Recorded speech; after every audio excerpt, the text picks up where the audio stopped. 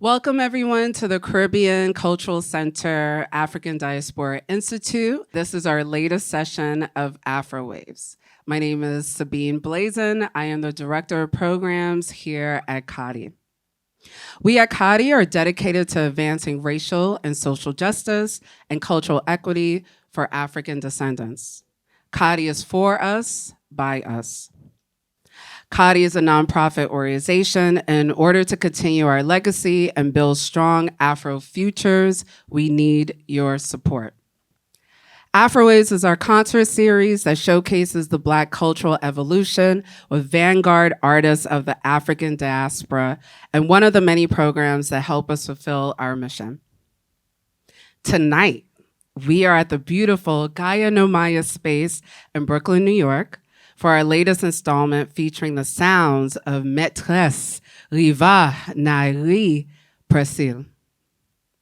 Timed in celebration of Women's History Month, this intimate acoustic virtual concert is an ode to Haitian women in music and beckons us to experience the glory and the power of the divine feminine.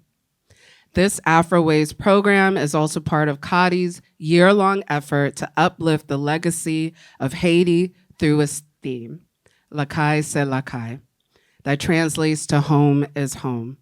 Through Lakay c'est Lakay, we anchor ourselves in the concept of Haiti as a freedom home for the entire African diaspora, and we create opportunities to build bridges across Afro future visions that are cradled by our shared diasporic cultures. You can learn more by visiting cccadi.org/Lakay.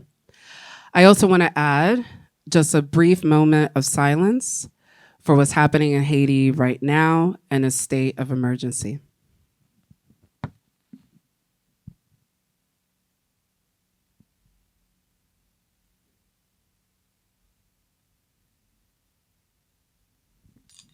Thank you. Aye, Bobo. Without further ado, please join me in welcoming Metrès Riva Nyri Précil.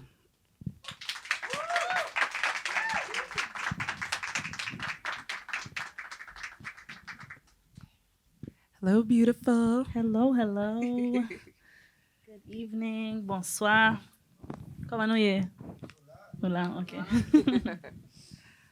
All right, excellent. So we are so excited to have you here today in celebration of Women's History Month, the divine feminine, Haitian women in music, and you embody all of these beautiful things. So it's an honor to be next to you, to share in your sound and to collaborate for this Lakay year. So thank you. Thank you, Sabine. So, your show tonight beckons us to experience the glory and the power of the divine feminine. Why is this element so important to you as an artist? Especially now as we consider the theme of March as Women's History Month, following Black Futures Month, and following January, when we feel the spirit of the Haitian Revolution acknowledged on the 1st. Yeah, well, first of all, thank you so much for having me. Thank you for inviting me. Good evening, everyone. Thank you for being here. I'm so happy to see so many familiar faces and new faces. I don't really like I don't really prescribe to the idea of like Black History Month, Haitian Heritage Month, Women's Month, but I do honor those and embody those elements daily in my everyday life. So thank you for that acknowledgement. I feel that we're so powerful as people of Haiti, descendants of Africa, the first free Black republic. We are so divine just naturally that it's not really that hard if we just tap in. So I feel that I'm happy to be able to just live in my truth and live colorfully and inspire those, if I can, around me to tap in as well and be their most beautiful selves. And so, yes, it's important to me to just be as authentic and as true to myself as I can be on a daily basis, so that I can maybe offer some sort of inspiration or encouragement to others who haven't yet reached that point in their journey. Beautiful, to live colorfully and to live in your truth. And that's right. Blackness isn't a monolith, right? And we can't be boxed into these like months and limited times of the year. So celebrating us 365 days of the year, right? But we'll take it. We'll take the month. We'll take it, right? And we'll rock with it. So your identity as a Haitian woman is so prevalent in your work, right? Why is that important, and how do you imagine non-Haitian diasporic brothers and sisters connecting to your identity within your work? Yes, Haiti is a main part of my identity. It's so important, I feel, because from a psychological perspective, I spent my formative years in Haiti, so from the age of 5 to 16, so, preteen, teen years. I lived there, and so there was such a huge influence on my identity. And I feel that it was such a gift that I was raised from a half Haitian background and also non-Haitian, so my mother, who's American. So she had a very open mind and sort of like a touristic outlook on how to approach life. So we went to lots of danse, lots of voodoo ceremonies and just certain spaces that may have been less accessible, not less accessible, but some of my 100% Haitian peers may not have necessarily been in those same spaces because their families had already instilled so much fear around what that entails. So because my mother was so open-minded, she took me into those spaces from a very young age, so I never associated fear with any of those things. So like you said, yeah, voodoo, ceremony, voodoo, dance, cultural spaces, it was just very colorful from very young. And so I feel that even from outside of Haiti, even living in New York abroad, I feel that I'm able to reach an audience even on the land for them to visit those spaces and embrace that aspect, even though their immediate family or their household may not embrace that or encourage that. They see like, oh, okay, she's living outside of Haiti and she's embracing our traditions. Like maybe it's kind of cool to, tap in and again, like embrace what's rightfully ours and what's very strategically, exactly. It divides us, and there's just so much stigma around our spiritual practices and voodoo and the music, the culture as a whole. And I don't feel that that's a coincidence, So I just hope to remove some of that fear and make it more so that people can feel like it's okay to embrace those beautiful sides of ourselves. Ooh, you do it so beautifully, like giving such a beautiful look into our culture, our art, our spirituality, and definitely nothing to be feared because it's of us, right? And it's our culture. It's divine, and you shape it and give access to this part of Haiti that people need to tell more of a story, whether it's through music and other spaces, and you create space as well. So thank you for that. So you're not just a musician, you're also a visual artist. Currently, your work is being featured in the CCCADI exhibition, BYENVENI, which means welcome in Creole, something our New York viewers can visit and experience through November. Now, share a little bit more about that side of your work. Yes, well, thank you, CCCADI, for inviting me as a visual artist and acknowledging that side of my work. Because, sometimes as a humble artist, I have difficulties embracing all of the sides. So merci pour ça. The installation is an altar table, and it is to the Metrès. And there have been some conversations about what does and what doesn't belong on that table. And I love sort of like raising certain questions and having the conversation be brought up. Like, can you put ERZULIE Freda and ERZULIE Dantor in the same space? Like, is it okay for the light-skinned sister and the dark-skinned sister to maybe be okay with each other. It's a thing. And growing up, I was always so afraid to merge the two. And for myself, being of mixed descent and fair skin, it was always, like, okay, I'm not even gonna touch that side. And Danto is maybe, off limits. But I want to break down those constructs that we've been taught. And I feel that Metrès means it's the energy of the goddess. So you have the Dantor, you have the Freda, you have the La Sirène, you have the Aizan, you have all of these goddesses. And why can't they coexist on the same in the same space? And why is it that we have this all these stories that were taught to us, and in the back of our, it's like there's so much fear around like merging them. So I made a table that is predominantly pink because I wanted to mostly speak to the femininity and the daintiness, and there's also some sky blue on there, and there's a locket with one side ERZULIE Freda, one side ERZULIE Danto, which is also our saint images, which is another whole conversation about whether or not we should still be using the images that our ancestors were forced to use, and we had to practice voodoo under the guise of Catholicism. However, I do identify with many of those images still because growing up, I saw those images in these sacred spaces, and that's sort of what I identified with as voodoo. So I use both veves on the candles, and I use the images in the locket, and I have a doll who is a brown skin doll, and that was intentional because growing up, I also saw many porcelain dolls in voodoo spaces, which I really didn't like. And I'm happy that we have more options now, where we have, more like variety and diversity in the hair textures and all that.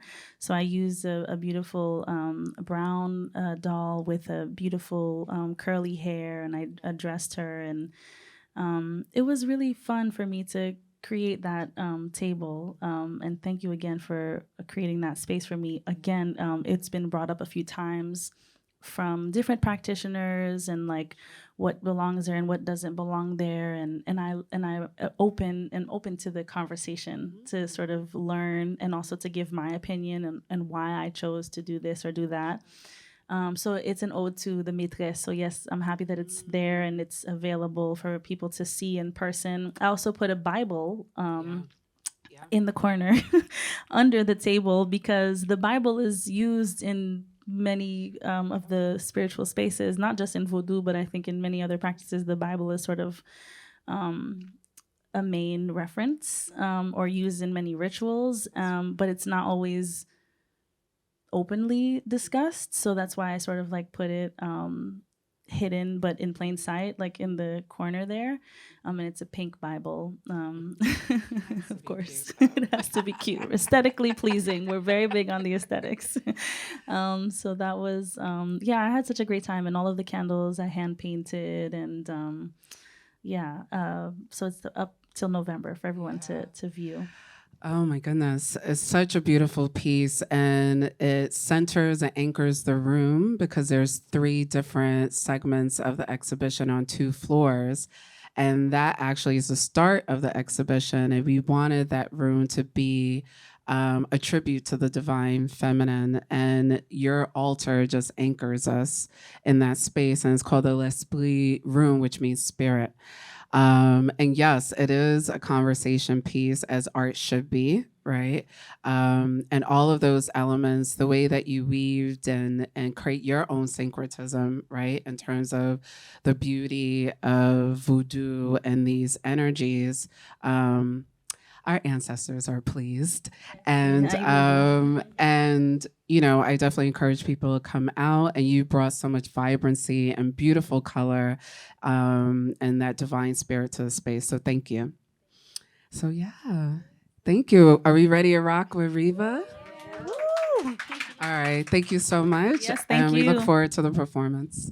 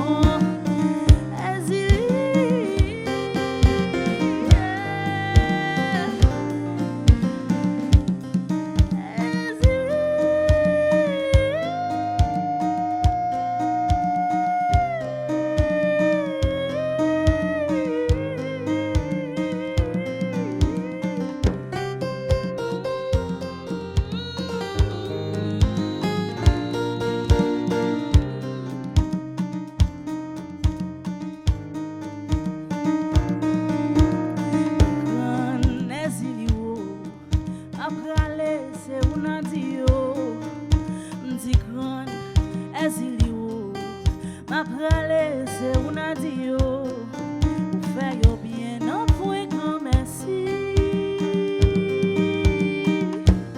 Ou fait yo mal, non point grand merci, ton est grande. Ezilio, ma prale se una dio, ma prale se una dio, ma prale.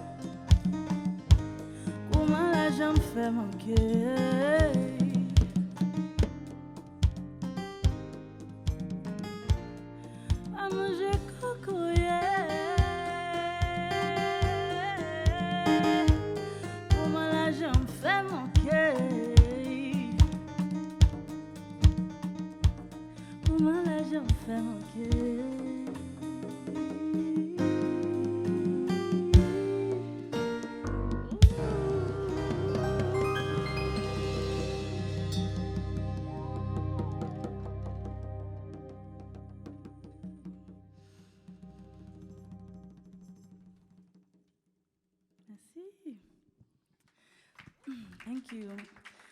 I want to, before we break, acknowledge the musicians who are with me this evening, today. We have Samba Zao on the tambour.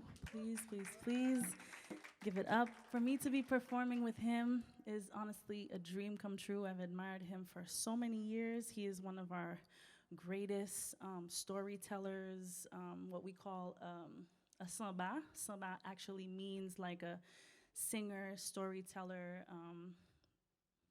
musician, drummer, amazing. Donc Sabazao, please, please, please give it up for him, for being here. Merci. We have Yearlong, who's on the drum set. He's also another amazing musician who has played alongside Samba Zao for many years. And I've only recently started playing with him, and I love his versatility. He plays the drum set, but almost with the tambour ear, so it's like a combination of the two. So very, very special and particular way of playing. So give it up for Yearlong, merci. And we have Junior Lama tonight. He is playing the keys, but he is also a bassist. He's a bass player and a keyboard player.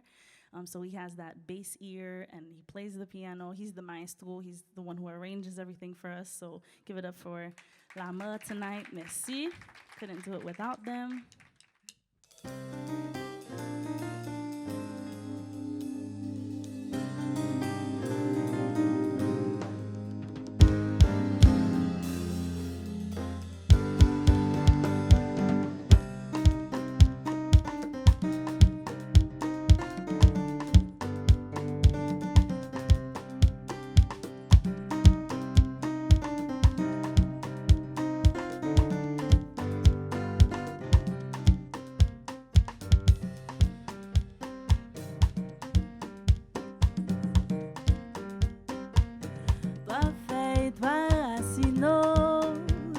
j'étais oublié, on m'a assez songé. Toi feuille, toi racino, j'étais oublié, on m'a assez songé.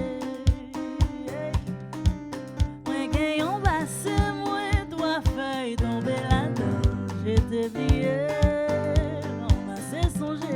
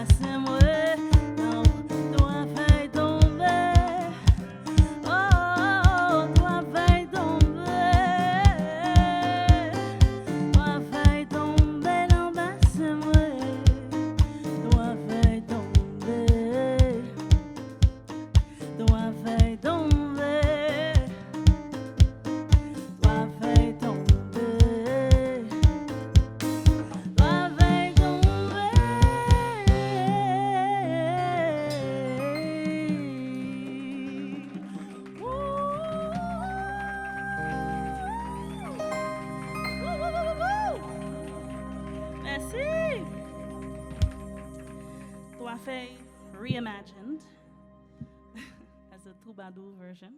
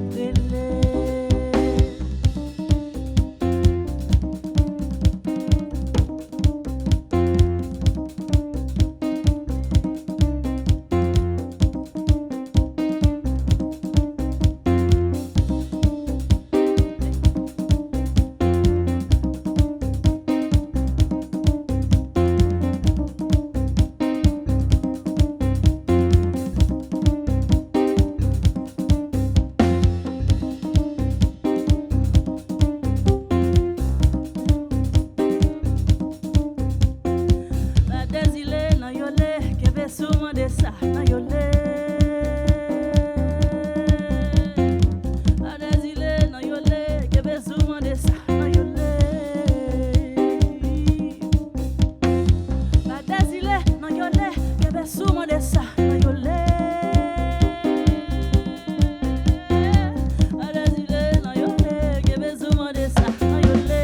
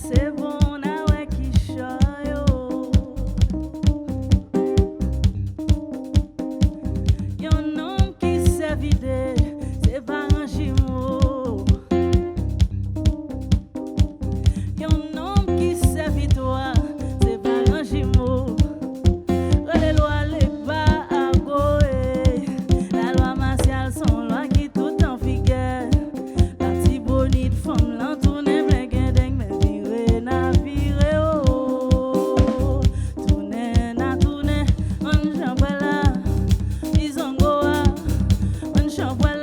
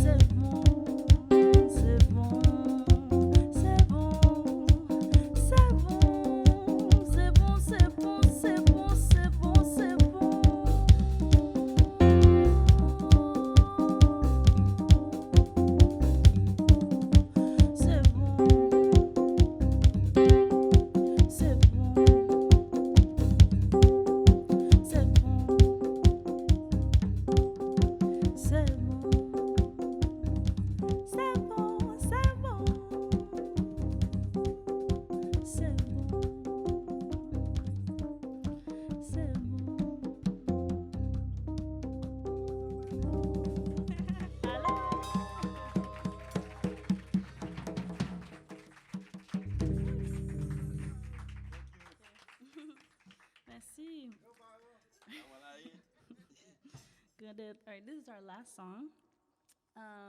This is our first time playing this acoustic. It's a compas song. You can find it online. It's called MAJI, spelled M-A-J-I, which means magic. Fait magie à marcher. We've reimagined this, rearranged it to make it more of an acoustic vibe. This is the last one. I don't know if you all can stand up and dance, if it's allowed, but if you feel, to dance in your seat, feel free. This is our